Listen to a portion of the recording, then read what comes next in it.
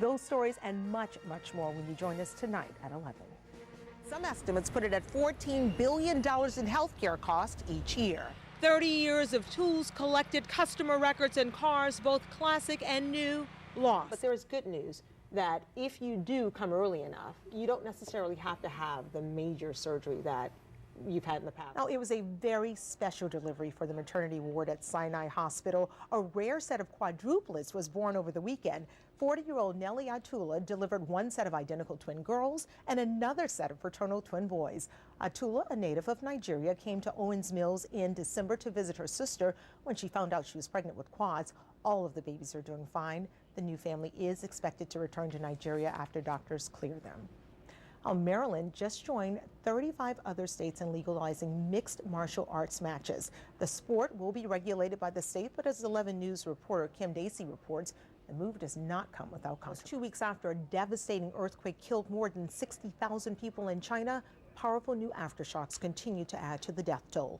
This morning, an aftershock registering a magnitude 6.0 killed 2 people, injured nearly 500 others, and leveled another 71,000 homes.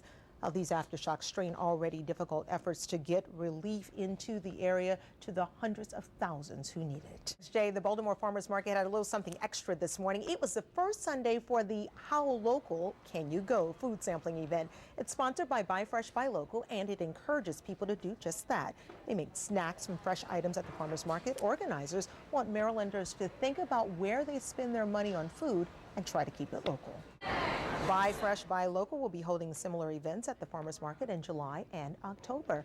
But talking today, this was a huge day for race fans. Had about 10 and a half hours of high and left turns. It just went nonstop. We had the Indy 500, Coke 600. We'll check in on that. Plus the Orioles trying to snap a 4-game losing. Love hearing that. Hey, we got it like that. Okay, well, thank you, and thank you for joining us. We'll see you tomorrow morning for 11 News Today, starting at 5 a.m. Have a great night.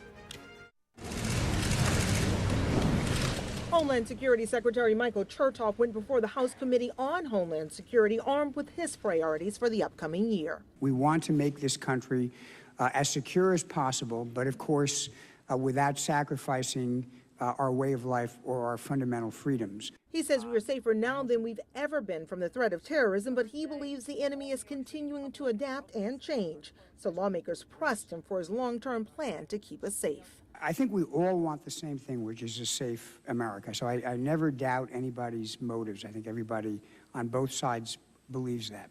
Sometimes there are differences of opinion about how to achieve it.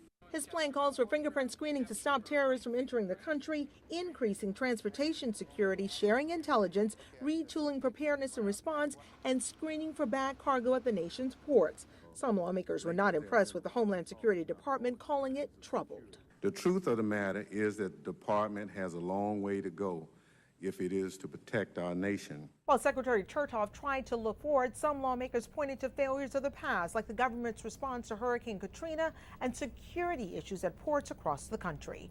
In Washington, I'm Traci Mitchell reporting. I'm Traci Mitchell in Washington. President Bush continues on his 5-nation tour of Latin America. This morning, he's in Guatemala, and he doesn't seem bothered by protesters. They continue to taunt him on every stop, burning the American flag and pictures of the president. The worst violence was in Colombia. The president is wrapping up his trip. His last stop will be in Mexico. Well, Dennis, today we saw the courage of a mother, the kindness of her neighbors, and the power of Mother Nature. Wednesday's earthquake woke up already saturated soil in this quiet neighborhood in King County, just minutes outside of Seattle. The mud started moving, then running like a river within seconds, engulfing the Van Dorsens' home. Paula Van Dorsen was sitting in her living room when she heard the earth rumble. 3 seconds, that's it. That's all I had. And it was like a river coming down with the mud, and it took everything in its way.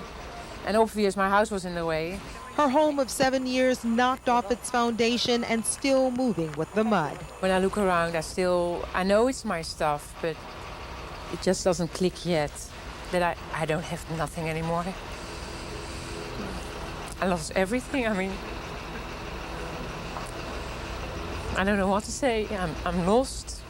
Her house, her car, treasures from the past, all lost. She barely escaped the mudslide with her life.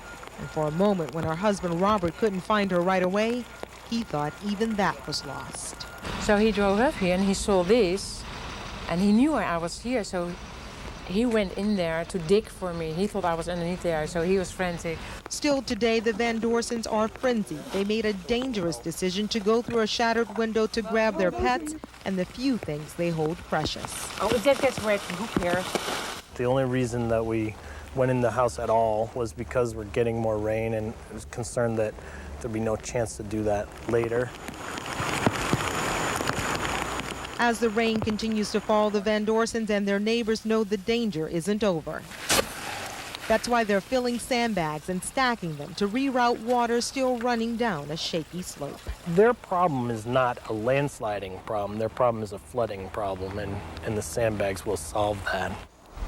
And just down the street, a well-traveled road was closed after a mudslide took off a large portion of one of the lanes. Much of the asphalt washed away into the Cedar River down below. And the people who live here are also concerned about the rain. They say that can only bring more problems. Live in Seattle, I'm Traci Mitchell for the 6 o'clock news.